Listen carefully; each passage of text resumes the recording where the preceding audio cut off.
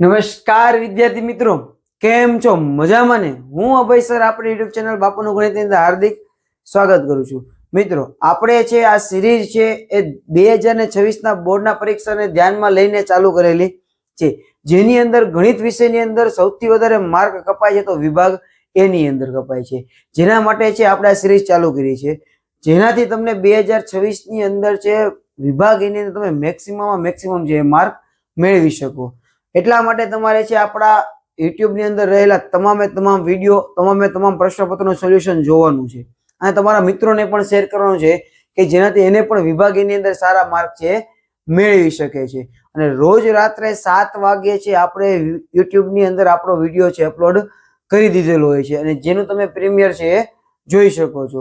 એના માટે તમારે શું કરવાનું છે તો કે આપણી યુટ્યુબ ચેનલને સબસ્ક્રાઇબ કરવાની છે, બાજુમાં રહેલા બેલ આઇકનને પ્રેસ કરશો જેનાથી આપણા યુટ્યુબ ચેનલની તમામ વિડીયોની નોટિફિકેશન તમને છે એ મળી જાય અને તમે છે જો ભૂલી ગયા હોય તો તમને ફરીથી યાદ છે કે મારે છે આજે વિડીયો જોવાનો છે, બરાબર છે. જેનાથી તમને 2026 ના વિભાગ એ ની અંદર જ્યારે પરીક્ષા લખતા હશો ત્યારે ઘણા બધા પ્રશ્નો તમને આમાંથી આપણને જોવા મળશે, બરાબર છે. અને ખાસ મિત્રો છે જે સોલ્યુશન કરાવું છું એ સોલ્યુશનની રીત અને મેથડ યાદ રાખવાની છે. રકમ યાદ નહીં રાખો તો ચાલશે, મેથડ યાદ રાખશો તો તમે ઘણા બધા પ્રશ્નો છે સોલ્વ કરી શકશો. આશા રાખું છું કે તમને આપણું સોલ્યુશન ગમે તો ખાસ કોમેન્ટ કરો અને સાથે આપણા વિડીયોને લાઈક પણ કરો.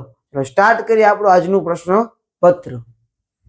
ચલો મિત્રો, જોઈએ પ્રશ્ન નંબર 1, જેની અંદર આપણને આપેલું છે જો સમીકરણ 3x + 2ky = 2 અને 2x + 5y + 1 = 0 ના આલેખ સમાંતર હોય તો k બરાબર કેટલા થાય? જો આલેખ સમાંતર હોય એનો મતલબ એ બે રેખા કેવી છે? સમાંતર રેખાઓ છે. સમાંતર રેખા આપણને કન્ડિશન ખબર છે, a1/a2 = b1/b2 does not equal to c1/c2. સમાંતર રેખા માટેની આ શરત છે. એમાં આપણે k જોઈએ તો k માં તમે જુઓ તો આ b1, આ a1, a2, b2 એટલે આપણે આ ગુણોત્તરનો ઉપયોગ કરશું. a1 એટલે કેટલા થઈ જશે બોલો?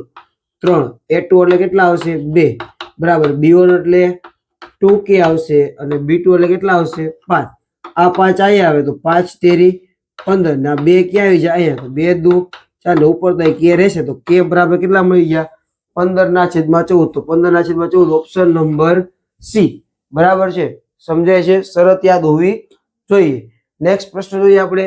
જો દ્વિઘાત બહુપદી p of x બરાબર 5x² - 26x + 2m - 9 ના શૂન્ય પરસ્પર વ્યસ્ત હોય.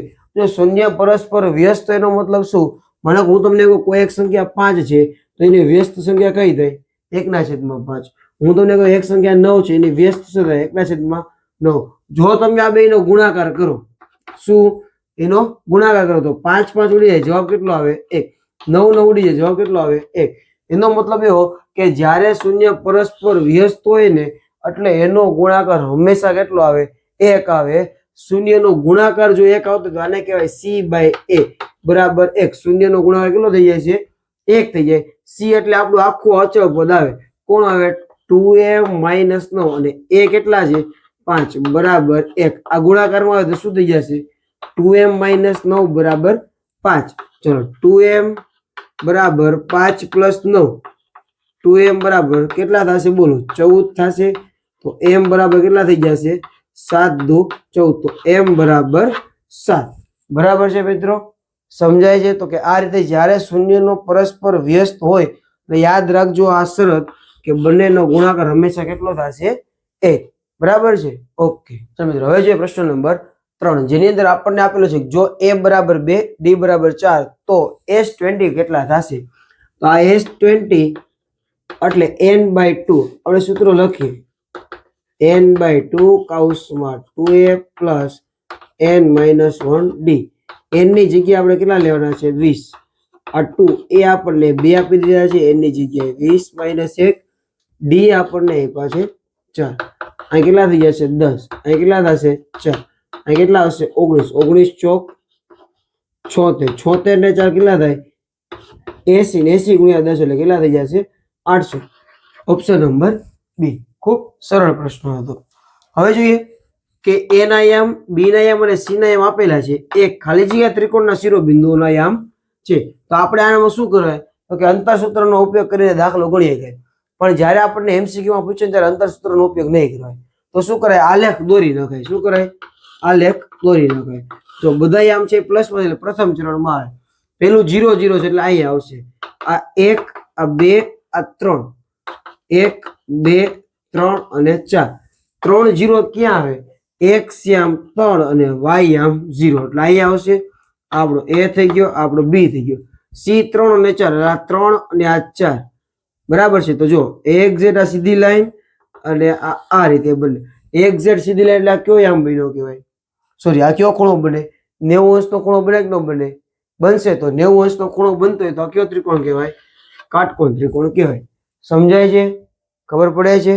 ઓકે. હવે છે પ્રશ્ન નંબર 5 જેની અંદર આપણને આપેલું છે જો થીટા લઘુકોણ માપ હોય અને √3 sin થીટા બરાબર cos થીટા તો થીટા બરાબર ખાલી જગ્યા થાય. થીટાની કિંમત 30 થાય, 60 થાય, 45 થાય, 90 થાય. તો આનું સાદુરૂપ તમે આપો તો આ રીતે આપ્યું છે √3 sin થીટા બરાબર cos થીટા. આ sin થીટા નહીં લઈ ગયો. √3 બરાબર cos થીટા ના છેદમાં sin થશે. તો આ √3 બરાબર શું થઈ જશે? cot theta. તો cot થીટા √3 ક્યાં ખૂણે આવી ગયો? ક્યાં આવે બોલો? 30 આવશે. સરસ. તો થીટા બરાબર કેટલા થઈ જશે? 30 અંશ. એટલે આપણો ઓપ્શન નંબર થઈ જશે A. બરાબર છે. નેક્સ્ટ જોઈએ આપણે. જો m બરાબર 22 ને z બરાબર 16 હોય તો x બાર બરાબર ખાલી જગ્યા થાય. તો આપણે આ ત્રણેયનો સંબંધ ધરાવતું સૂત્ર છે એના ઉપરથી એક પ્રશ્ન પૂછાય જ છે. દર વર્ષે આનો એક પ્રશ્ન તો આવે જ છે. બરાબર છે. તો આપણી પાસે સૂત્ર છે z બરાબર 3m - 2x બાર, જેમાં z આપ્યા છે 16, આ 3 અને m આપ્યા છે 22 - 2x બાર. આ 16 22 તેરી 66 - 2x બાર માઇનસ છે. આ બાજુ જોઈએ તો પ્લસ થઈ જશે. આમ પ્લસ છે તો આ બાજુ હશે તો માઇનસ. તો 2x બરાબર કેટલા થઈ જશે? 50. તો x બરાબર કેટલા થઈ જશે? 25. બરાબર. 25 દુ 50 થશે. તો આપણો ઓપ્શન નંબર થઈ જશે B. બરાબર છે મિત્રો? સમજાય છે? અહીંયા આપણા પેલા 6 MCQ છે પૂરા થાય છે. બરાબર છે? ઓકે. પ્રશ્ન નંબર 7 કે જે આપણે હવે અહીંથી ચાલુ થાય છે ખાલી જગ્યા, જેની અંદર આપણને આપેલું છે નાનામાં નાની અવિભાજ્ય સંખ્યા. નાનામાં નાની અવિભાજ્ય સંખ્યા કઈ આવે? તો કે 2 આવશે. અને નાનામાં નાની વિભાજ્ય સંખ્યા કઈ આવશે? 4 આવશે. ના લસા અ, તો લસા આનો શું થાય બોલો? અને ગુસ્સા અ. આપણે આની પહેલાના ઘણા વિડીયો અંદર આપણે કીધું છે કે જ્યારે કોઈ સંખ્યા બીજી સંખ્યાનો અવયવી હોય, બે નો અવયવી કોણ થાય છે? 4. જ્યારે આ પ્રકારની બે સંખ્યા આપેલી હોય ને તો નાની સંખ્યા હંમેશા એનો શું બને? ગુસ્સા. ને મોટી સંખ્યા એનો શું બને? લસા બને. આપણને શું પૂછે? ગુણોત્તર. કોનો? પહેલા લસા. તો પહેલા લસા કેટલો છે? 4. અને ગુણોત્તર ની અંદર પછી ગુસ્સા. 2 દુ 4. તો જવાબ શું છે? 2/1. આપણો જે પહેલો ઓપ્શન છે 2/1 એ આપણો સાચો જવાબ કહેવાશે. ખબર પડે છે? જ્યારે કોઈ એક સંખ્યા છે બીજી સંખ્યાનો અવયવી છે એટલે 2 નો અવયવી કોણ થાય? 4 થાય. આ રીતે રકમ બનતી તો નાની સંખ્યા છે ગુસ્સા બને, મોટી સંખ્યા છે એ લસા બનશે. સમજાય છે? ઓકે. નેક્સ્ટ ક્વેશ્ચન જોઈએ. સુરેખ બહુપદી p of x બરાબર 7x - 3 નું શૂન્ય.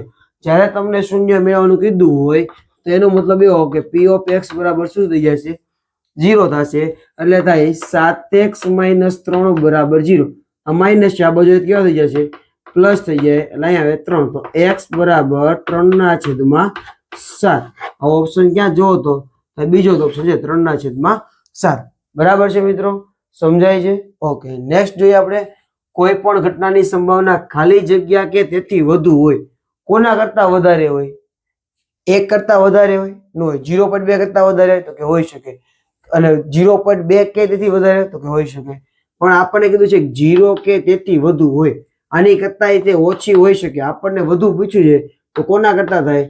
તો કે 0 કે તેથી વધુ છે હંમેશા સંભાવના હોઈ શકે છે. બરાબર છે? ઓકે. નેક્સ્ટ જોઈએ. જો sin² θ બરાબર 1/2 છે તો tan² θ કેટલું થશે? આપણે જોઈએ sin² આપ્યું છે, બંને બાજુ આપણે વર્ગમૂળ લઈ લઈએ. બરાબર છે? તો અહીંયા શું થઈ જાય? sin θ છે આનું વર્ગમૂળ 1 થાય, 2 નું વર્ગમૂળ ન એટલે આવું થયા √2 થઈ જશે. બરાબર છે? સાઈન √2 ક્યાં આવે તો થીટા બરાબર કેટલા હોય 45 અંશ હોય કે ન હોય થીટા બરાબર 45 આપણને કીધું છે tan સ્ક્વેર થીટા તો tan 45 એનો શું કરવાનો છે સોરી અહીંયા આવશે સ્ક્વેર tan સ્ક્વેર 45 એટલે tan ની કિંમત કેટલી થાય 1 તો એનો વર્ગ કેટલો થાય 1 બરાબર છે થીટા ની કિંમત આના ઉપરથી 45 મળે છે એ 45 મૂકવા tan 45 કેટલા થાય છે આપડા 1 એનો વર્ગ કેટલો થાય 1 તો આપણો જવાબ જે 0 સોરી છેલ્લે 1 છે આપણો જવાબ થઈ જશે બરાબર છે સમજાય છે મિત્રો જો તમને ખબર પડતી હોય તમને આપણા સોલ્યુશન મજા આવતી હોય તમે વિડીયોમાં તમે ઘણું બધું શીખી રહ્યા હોય તો ખાસ આપણી યુટ્યુબ ચેનલને સબસ્ક્રાઇબ કરો ને મિત્રો તમે વિડીયોને લાઈક કરો અંત સુધી જુઓ અને બીજું તમે કોમેન્ટની અંદર કાંઈક ને કંઈક કોમેન્ટ કરતા રહ્યો બરાબર છે જેનાથી મને કાંઈક નવું એમાંથી જાણવા મળશે હવે જે પ્રશ્ન નંબર 11 જેની અંદર આપણને આપેલું છે વર્તુળના અંદરના બિંદુમાંથી વર્તુળને ખાલી જગ્યા સ્પર્શક દોરી શકાય જો વર્તુળના અંદરના ભાગમાં હોય તો વર્તુળને કેટલા સ્પર્શક મળે કેટલા મળશે કોમેન્ટમાં જવાબ લખો તો કેટલા મળે એક પણ નહીં સરસ તો એને વર્તુળના સ્પર્શક કેટલા મળશે 0 કારણ કે વર્તુળના અંદરના ભાગમાં હોય ને એમાંથી જો રેખા પસાર થાય તો વર્તુળનો સ્પર્શક ન બને વર્તુળની શું બની જાય છેદિકા બની જાય બરાબર છે વર્તુળના અંદરના ભાગમાંથી અંદરના બિંદુમાંથી એક પણ સ્પર્શક આપણને મળે નહીં બરાબર છે પછી પ્રશ્ન આપણને આપેલો છે નીચે આપેલી માહિતીમાં વર્ગ 40 થી 50 ની સંચય આવૃત્તિ ખાલી જગ્યા છે સંચય આવૃત્તિ કોની પૂછે આપણને 40 થી 50 જો આપણે છે સંચય આવૃત્તિ મધ્યસ્થનો દાખલો ગણતા હોય જે છેલ્લો વર્ગ હોય એમાં શું થાય તો કે આપેલી બધી આવૃત્તિનો શું હોય છેલ્લે શું હોય સરવાળો હોય કે નહીં આ બધાનો સરવાળો કરીએ જેમ કે આ બેનો સરવાળો કેટલો થાય જુઓ તો આ 20 થાય જ્યારે આ બે આને આપી દો એટલે 15 થાય 15 ને 15 કેટલા થઈ જાય 30 તો 30 ને 20 50 તો આપણો જે પહેલો ઓપ્શન છે એ કેટલો થઈ જાય 50 તો છેલ્લા જે 40 થી 50 ની સંચય આવૃત્તિ કેટલી હશે 50 હશે બરાબર છે સમજાય છે મિત્રો ઓકે ચાલો મિત્રો હવે જે પ્રશ્ન નંબર 13 થી છે આપણા પ્રશ્નો ખરા ખોટા છે બરાબર છે જેની અંદર આપણને પહેલો પ્રશ્ન આપ્યો છે બે સંખ્યાનો ગુસ્સા 8 છે તેમનો ગુણાકાર 384 છે તો તેનો લસા 46 છે આ વિધાન સાચું છે કે ખોટું તો આપણને ખબર છે કે ભાઈ આ લસા અ ગુણ્યા ગુસ્સા અ બરાબર a ગુણ્યા 2 એટલે બે સંખ્યાનો ગુણાકાર ગુસ્સા કેટલો આપ્યો તમને 8 બંને સંખ્યાનો ગુણાકાર 384 આ ક્યાં આવી જાય છેદમાં એનો મતલબ એવો થાય કે 384 ભાગ્યા 8 8 ચોક 32 કેટલા વધે 6 ઉપરથી આવશે 4 તો 88 64 જવાબ કેટલો મળ્યો 48 ને આપણને શું પૂછ્યું છે 46 વિધાન કેવું થશે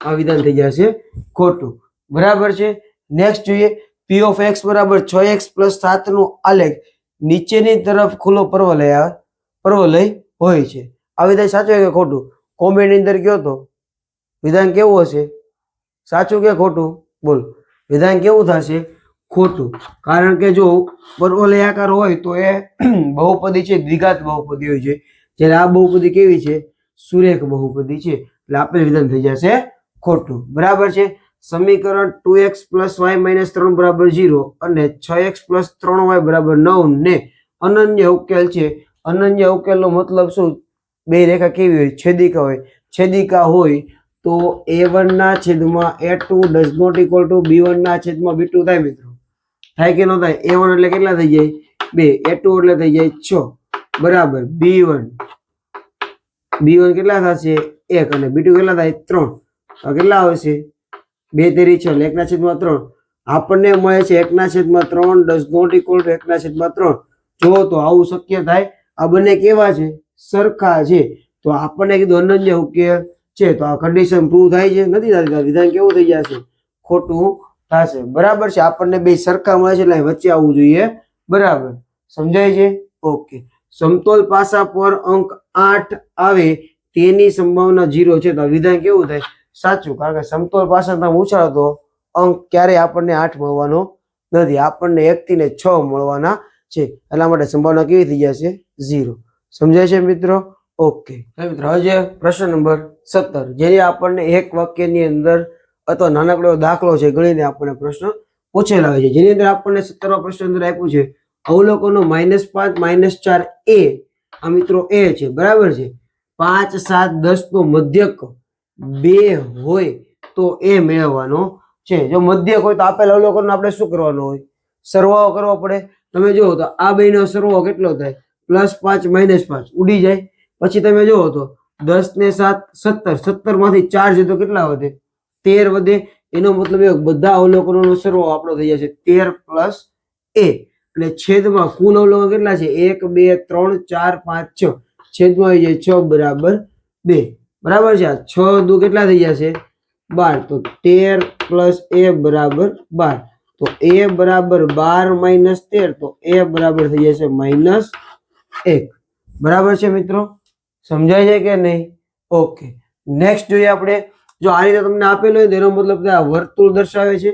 એનું જે પહેલું હોય હંમેશા ઈ કેન્દ્ર હોય અને જે બીજું હોય આપણી શું હોય? ત્રિજ્યા હોય. તો એનો મતલબ એવો છે કે આપણું વર્તુળ છે, ઓ કેન્દ્ર છે, બહારના ભાગમાં બિંદુ P છે, બહારના ભાગમાં બિંદુ P છે, OP આપણને આપેલું છે 25. P માંથી વર્તુળને દોરેલો સ્પર્શકનું સ્પર્શ બિંદુ કયું છે? અહીંથી સ્પર્શ બિંદુ છે આપણું Q હોય તો P અને Q છે અંતર મેળવવાનું છે. આ 24 આપણને ત્રિજ્યા આપી છે. આ 24 આપણને શું આપેલું છે? ત્રિજ્યા. ત્રિજ્યા અને સ્પર્શક એકબીજાને લંબ હોય તો આપણો કર્ણ થઈ જાય OP થઈ જાય. બાકીની બે બાજુ એટલે OQ નો વર્ગ પ્લસ QP નો વર્ગ. OP કેટલા છે? 25 એનો વર્ગ બરાબર OQ. OQ કેટલા છે જોવો તો OQ એટલે આપણા કેટલા થઈ જશે?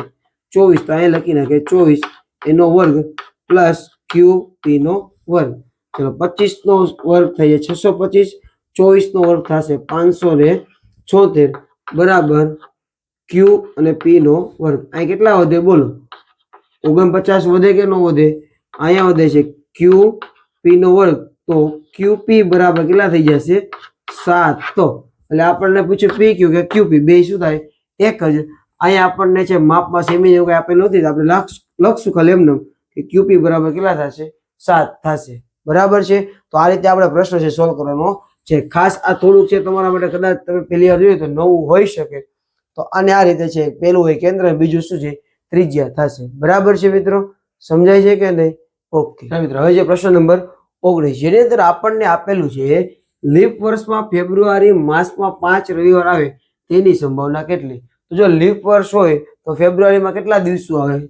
કેટલા દિવસો હોય? 29 દિવસો હોય. હોય કે ન હોય?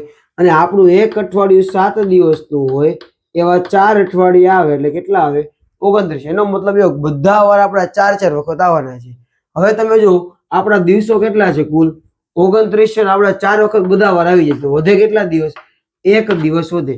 એક જ દિવસમાંથી કોઈ પણ વારો આવી શકે, પણ આપણને સંભાવના પૂછી છે રવિવારની. તો લખવાનું કે P of A બરાબર 1/7. બરાબર છે? સમજાય કે નહીં? ગમે ત્યારે તમને આ પ્રકારનો પ્રશ્ન હોય તો તમારે વધારાના દિવસો ગોતી લેવાના. વધારાના દિવસો એટલે આ કુલ 29 દિવસ હોય, આપણને મળે છે 28 દિવસ. તો વધારાનો દિવસ કેટલો થશે? 1 જ થાય. બરાબર છે? છેદમાં આવશે 1/7, કારણ કે 7 દિવસ જ હોવાના છે. બરાબર છે? ઓકે. નેક્સ્ટ જોઈએ આપણે મધ્યક x બાર બરાબર a plus sigma fi di ના છેદમાં સિગ્મા fi ના સૂત્રમાં di બરાબર શું થાય? તો જ્યારે આપણે કોલમ લખતા હોય ત્યારે આપણે di ની કોલમ બનાવી. તો di ની કોલમમાં di બરાબર શું થાય? તો આપણને યાદ હોવું જોઈએ કે di બરાબર મધ્ય કિંમતમાંથી ધારેલ મધ્યક એટલે xi માઇનસ a થાય છે. બરાબર છે મિત્રો? સમજાય છે? પ્રશ્ન નંબર 21 એની અંદર આપણને આપેલું છે ગોળાની વક્ર સપાટીનું ક્ષેત્રફળ કેટલું થાય?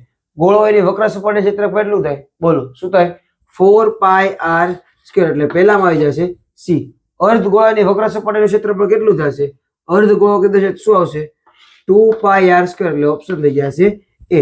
આ સીધા સૂત્ર છે એટલે આપણે યાદ રાખવા પડશે. નેક્સ્ટ જોઈએ આપણે કે અર્ધવર્તુળ ચાપની લંબાઈ. હવે આપણને ખબર છે આ વર્તુળ હોય, આખી જે ફરતી બાજુની વાત હોય તો શું આવે? 2πr. એમાં અર્ધ કીધું છે અને અડધું કીધું, બે ઉડી જાય, વધે શું? પાય. એટલે આમાં ઓપ્શન આવશે C. અને વર્તુળના ચતુર્થાંશનું ક્ષેત્રફળ શું થાય? તો વર્તુળનું ક્ષેત્રફળ શું થશે?